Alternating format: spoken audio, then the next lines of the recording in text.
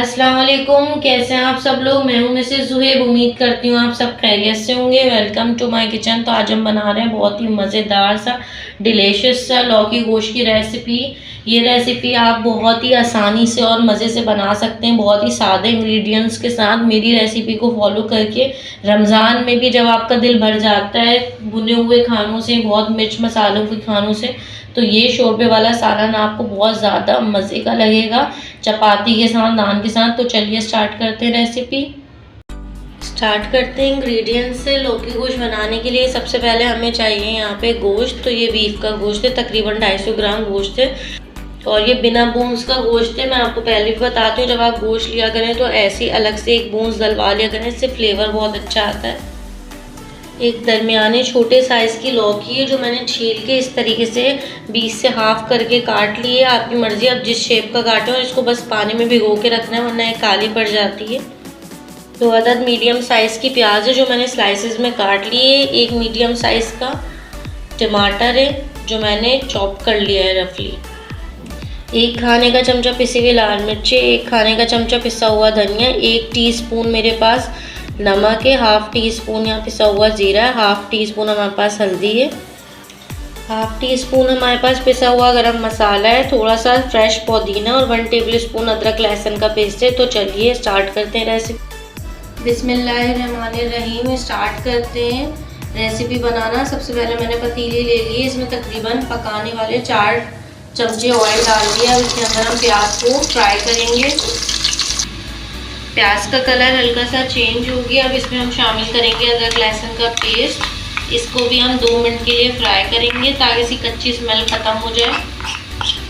अदरक लहसुन को प्याज के साथ अच्छी तरीके से फ्राई कर लिया। अब इसमें हम बीफ ऐड करेंगे। बीफ को बहुत अच्छे तरीके से वॉश करना है, सारा ब्लड इसका निकाल कर स्ट्रेनर में रख लेना है।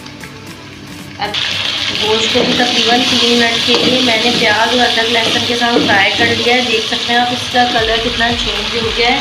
अब इसमें हम शामिल करेंगे तमाम स्पाइसेस, जिसमें पिसी हुआ धनिया, पिसी हुई मिर्च, हल्दी, नमक और जीरा पाउडर है। मसालों को शामिल करते ही आप इसके साथ शामिल करेंगे थोड़ा सा 2 से 3 टेबलस्पून पानी, ताकि मसाले लगे नहीं। अब मसालों की अच्छी तरह भुनाई करेंगे तकरीबन 5 मिनट।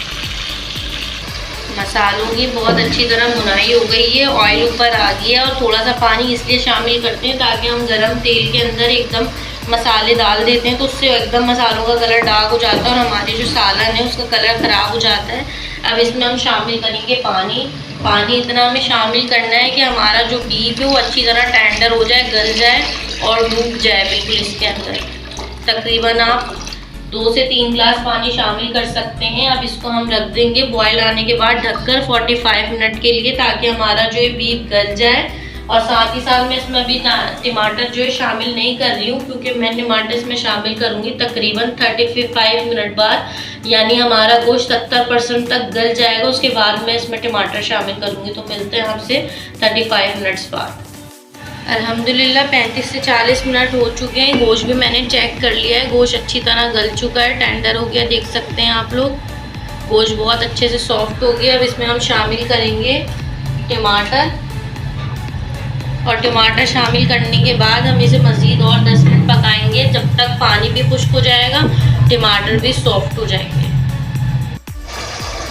अल्हम्दुलिल्लाह देख सकते हैं आप लोग, टमाटर बिल्कुल सॉफ्ट हो गए हैं, तेल भी सरफेस पे आ रहा है और अच्छी तरह इसकी भुनाई करनी है 2-3 मिनट। अब साथ साथ इसमें हम लौकी भी इसी वक्त शामिल कर देंगे, ताकि लौकी को भी हम 2 से 4 मिनट फ्राई कर लें, इसके साथ भून लें अच्छी तरह, उसमें भी मसाला मिल जाए। लौकी के साथ बहुत अच्छी तरह भुनाई हो गई है, ऑयल भी ऊपर आ गई है। अब इसमें हम शामिल करेंगे तकरीबन 1 से 1.5 गिलास पानी, जितना आपको शोरबा चाहिए। और ये मैंने पानी गर्म किया, बॉईल करके शामिल करेंगे तो आपके सालन का कलर भी अच्छा होगा। अब इसको हम थोड़ा सा पकाते हैं जब तक लौकी गल जाती है और हमारा शोरबा जितना हमें चाहिए उतना हो जाता है, तब तक इसे पकाएंगे तकरीबन 10 से 12 मिनट। लौकी भी टेंडर हो जाएगी और शोरबा भी रेडी हो जाएगा। अल्हम्दुलिल्लाह लौकी भी गल चुकी है और शोरबा जिस तरीके का हमें चाहिए, क्योंकि शोरबे वाला ही लौकी गोश्त अच्छा लगता है, उस तरीके का बिल्कुल हो चुका है। अब इसमें हम शामिल करेंगे पुदीना शामिल करने के बाद साथ ही साथ इसमें हम शामिल कर देंगे पिसा हुआ गरम मसाला। और इसको सिर्फ 5 मिनट के लिए हम ऐसे ही छोड़ देंगे, मिक्स करेंगे एक बार और ढककर छोड़ देंगे, तो बिल्कुल आपका जो सालन है लौकी गोश्त का वो रेडी हो जाएगा। अल्हम्दुलिल्लाह ज़बरदस्त लौकी गोश्त रेडी है। उम्मीद करती हूँ आपको रेसिपी पसंद आई होगी और समझ आई होगी। प्लीज़ हमारे चैनल को लाइक करें, शेयर करें, सब्सक्राइब करें, फ्रेंड्स एंड फैमिली के साथ शेयर करें, फॉलो करें। आपसे मिलूंगी नई रेसिपी के साथ। अल्लाह हाफिज़।